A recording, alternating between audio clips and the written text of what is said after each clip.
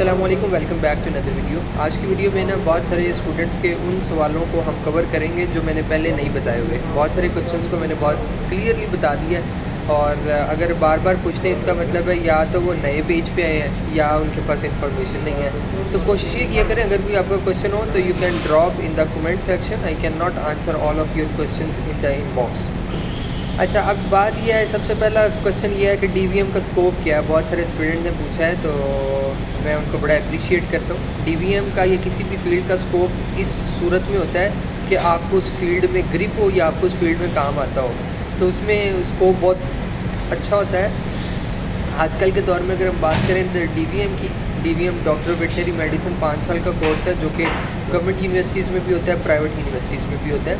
और इसके बाद आप पाकिस्तान से बाहर भी जॉब भी अप्लाई कर सकते हैं, पाकिस्तान में भी कर सकते हैं। हर फील्ड में कंसंट्रेशन हो रही है, इसमें डरने या घबराने की बात नहीं होती कि हम पता नहीं 5 साल के बाद ग्रेजुएट होंगे तो हमारा क्या बनेगा। रिस्क अल्लाह पाक ने लिखा हुआ है और ये हर इंसान को मिलता है। आप अपनी मंजिल पे आराम से पहुंच जाते हैं अगर आप मेहनती होते हैं और आप दिल लगा के अपना पढ़ते हैं, अपना काम करते हैं। जो भी आपको काम दिया जाता है उस काम और उस मकसद के लिए आप ऑनेस्ट होते हैं। स्कोप ये है 5 साल का। आप एफएससी मेडिकल के बाद डीवीएम करते हैं। डीवीएम करने के बाद आप फिर अप्लाई कर लेते हैं गल्फ़ कंट्रीज़ में, किसी भी जगह पे जा सकते हैं, यूरोप में जा सकते हैं। उसके लिए कुछ छोटे से लाइसेंसिंग एग्ज़ाम्स होते हैं।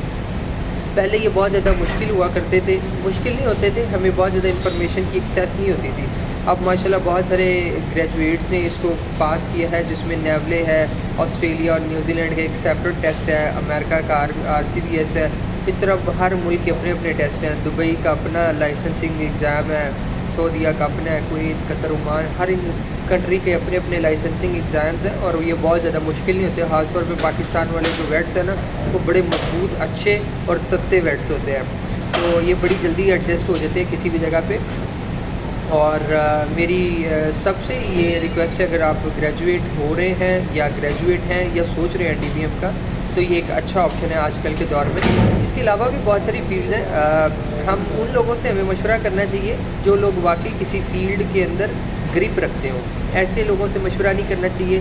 क्लास में 30 बच्चे हैं ना, तो कुछ 4 और 5 बैक बेंचर्स होंगे जो कहेंगे कि यार ये फील्ड भी अच्छी नहीं है। बैक बेंचर से ये मुराद नहीं है कि वो मतलब अच्छे नहीं है, लेकिन कुछ लोगों का, स्टूडेंट्स का ये कॉन्सेप्ट होता है क्लास के अंदर कि ये पता नहीं कहाँ से फील्ड आ गई है, इसका कोई फ़ायदा नहीं है, हमें पता नहीं आगे जाके इसका क्या बनेगा। तो अच्छे लोगों से मशवरा करें जो लोग वाकई आप समझते हैं, और हर बंदे को अपनी बातें, अपनी कारगुजारियाँ ना सुनाएं। सिर्फ उन लोगों से मशवरा करें जो वाकई एलिजिबल है उस काम के लिए। इसके अलावा हम आपको बता दें कि एक तो ये सवाल हो गया। दूसरा क्वेश्चन ये है कि जब आप डीवीएम करते हैं, आप 8 सेमेस्टर के बाद ही बच्चे अप्लाई कर देते हैं। जैसे नेवले का एक एग्ज़ाम है, ये कनाडा और यूएस दोनों के लिए आप वैलिड है। इसकी जो बोर्ड है वो सेपरेट है, बाकी आप वैलिड दोनों के लिए है। North veterinary American licensing exam, इसके लिए कुछ स्टेप्स होते हैं। 8वें सेमेस्टर के बाद इसको आप आसान वर्ड्स में कह लें, इसके 4 लेवल होते हैं, लेवल 1, लेवल 2, लेवल 3 और लेवल 4। ये सिर्फ मेरी वीडियो उन लोगों के लिए जो बेसिक ग्रेजुएट नहीं है, जिनको भी कुछ इन्फॉर्मेशन नहीं है। It's very basic information for under grades और उन लोगों के लिए जो अभी डीवीएम में एडमिशन लेना चाहते हो। तो लेवल 4 होते हैं। पहला लेवल बहुत आसान होता है, जिसे बेसिक टेस्ट कहते हैं। फिर अगला लेवल वो लेते हैं, क्लिनिकल टेस्ट होता है, क्लिनिकल केसेस का होता है लेकिन थ्योरेटिकल होता है।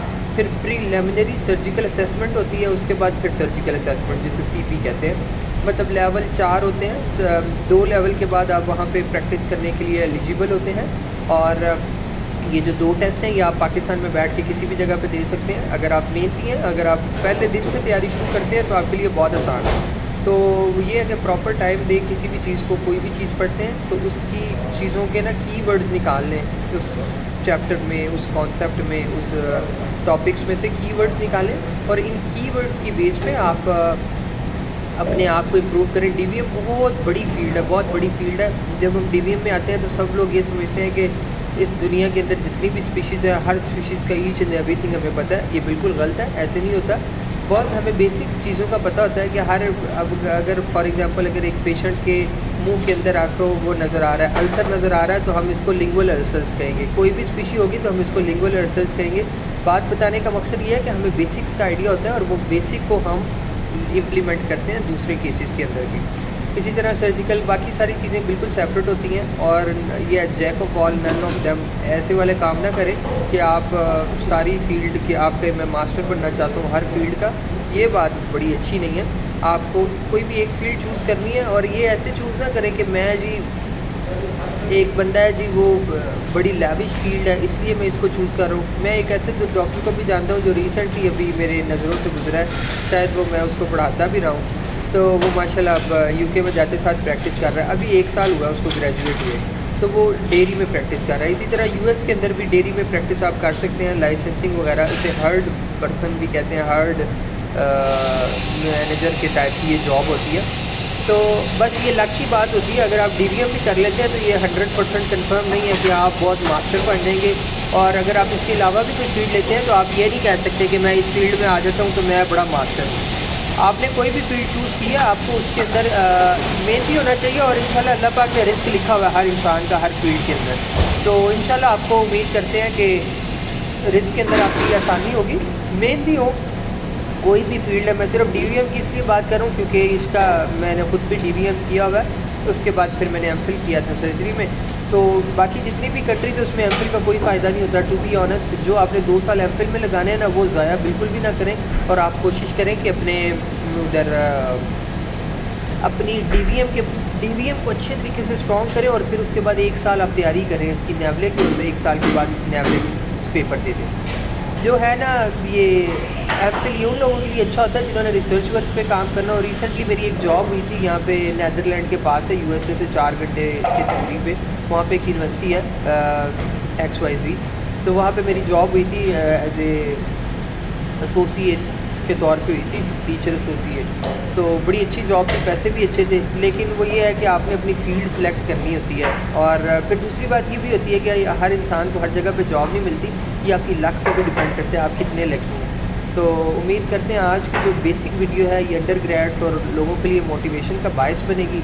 और इस तरह की मज़ीद इन्फॉर्मेशन के लिए आप कोशिश करें कि आप कमेंट बॉक्स में अपने क्वेश्चंस लिखें। अगर आपका क्वेश्चन वाकई वैलिड होगा तो इंशाल्लाह I will try my best to make videos for you. Thank you so much.